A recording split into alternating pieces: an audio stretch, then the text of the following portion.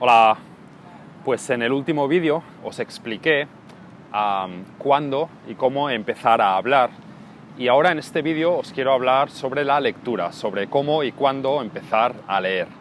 Porque la lectura es muy buena, va muy bien para aprender un idioma, y yo leo mucho, he leído mucho para aprender inglés, sigo leyendo para aprender japonés, y depende de vuestro objetivo con el idioma, pues leer va a ser una parte importante de vuestro aprendizaje y va a ser una parte importante del tiempo que paséis aprendiendo un idioma.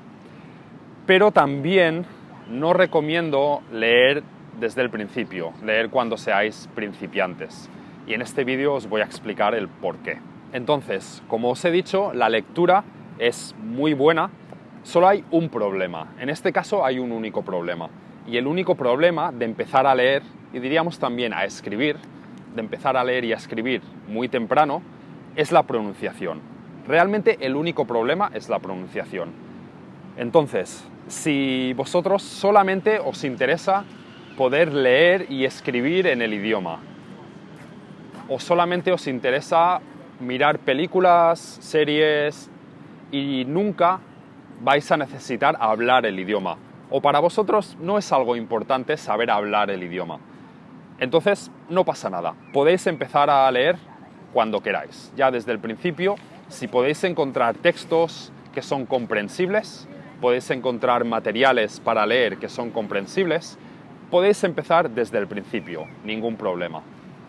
Pero si queréis llegar a tener un buen acento y pronunciación en el idioma, que la gente os entienda sin problemas, no tener problemas de comunicación, que la gente os entienda sin cansarse, sin tener que hacer mucho esfuerzo para entender lo que estáis diciendo, os recomiendo no leer desde el principio.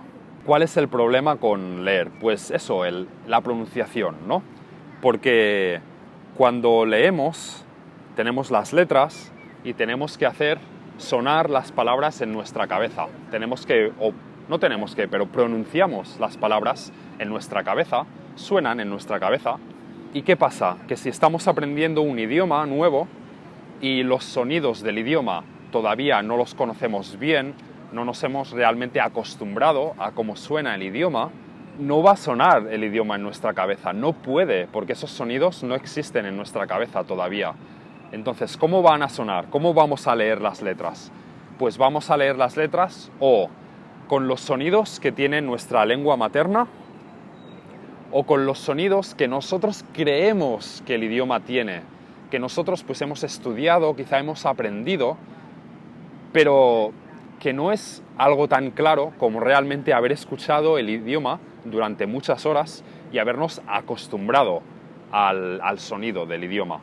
Como os dije en el vídeo de Comprehensible Input, no es lo mismo haber estudiado, conocer las reglas, o en este caso conocer la posición de nuestra boca y de la lengua, no es lo mismo a realmente conocer intuitivamente, conocer cuál sonido realmente es el correcto, cómo se cambia de un sonido al siguiente sonido, cuál es el ritmo, cuál es la entonación que usan los nativos. Todo esto hay que realmente aprenderlo subconscientemente, hay que escuchar el idioma cientos de horas y no hay forma de evitar esto. Para realmente tener esta imagen mental del sonido del idioma, hay que escucharlo durante cientos de horas. Entonces, recomiendo empezar a leer cuando ya tenemos muy claro cómo suena el idioma, cuando ya no queda ninguna confusión sobre qué sonido es cada sonido cuando lo oímos, cuando los sonidos del idioma empiezan a parecernos familiares, empiezan a parecernos normales. Mi experiencia cuando aprendo un idioma es que al principio el sonido del idioma me hace sentir algo. Me hace sentir o que es bonito, o que es feo, o que es brusco, o que es suave. Pero cuando llego a aprender el sonido del idioma bien, dejo de sentir esas cosas. Simplemente me parece normal, me parece habitual. Sí, se habla así, es así como suena. Dejo de tener realmente ningún sentimiento sobre el sonido del idioma. Pues esta puede ser una manera de saber si realmente ya conocéis bien el sonido del idioma. Entonces, igual que con hablar, también aquí hay un compromiso. ¿En qué momento queréis empezar a leer, porque también tiene ventajas leer. Leer nos puede ayudar a aprender vocabulario que solamente se usa de manera escrita, vocabulario que se usa en otras situaciones que, por ejemplo, quizá no tenéis muchos vídeos pues sobre noticias recientes o sobre literatura o sobre ciencia ficción, y podéis leer libros sobre esos temas y aprender vocabulario que se usa en esas situaciones, ¿no? Entonces, otra vez, aquí hay un compromiso. Tenéis que escoger entre pues, llegar a tener un muy buen acento si dejáis el leer para más adelante, y tenéis que comparar eso con el valor de aprender vocabulario de los temas que realmente vosotros queréis aprender. Y también con aprender ortografía, con aprender cómo se escriben las palabras, con qué letras se usa, si se usa la B o la V, si se usa la G o la J, si tiene una H o no. Pues la ortografía, para aprenderla tenemos que leer mucho, y para poder realmente escribir bien, sin cometer faltas, sin cometer errores, pues tenemos que leer mucho. Entonces tenéis que pues, hacer este compromiso, mirar a ver cuánto de importante es para vosotros tener un buen acento comparado con en qué momento queréis empezar a poder escribir bien, a aprender vocabulario específico, ¿no?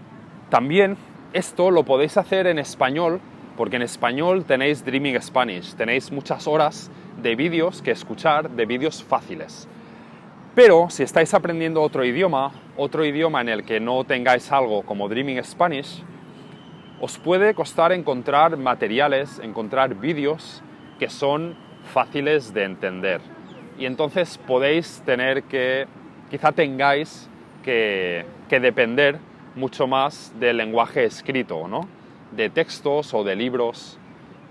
Y si estáis aprendiendo otro idioma, pues quizá no podáis escoger y tengáis que empezar a leer o a practicar leer antes, ¿no?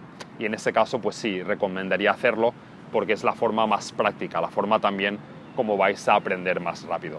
En cualquier caso, para leer, una vez empecéis a leer, os recomiendo que hagáis lectura extensiva o extensive reading, ¿no? Y tengo un vídeo sobre eso. Podéis buscar extensive reading en mi canal de YouTube y ahí lo explico en mucho detalle. Ahora lo voy a explicar un poco más, de manera un poco más general.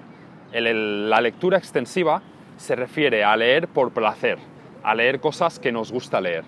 Igual como os expliqué en el vídeo sobre cómo mirar Dreaming Spanish, os expliqué que tenéis que intentar entender el significado y no prestar atención al vocabulario o a la gramática. La lectura extensiva es lo mismo.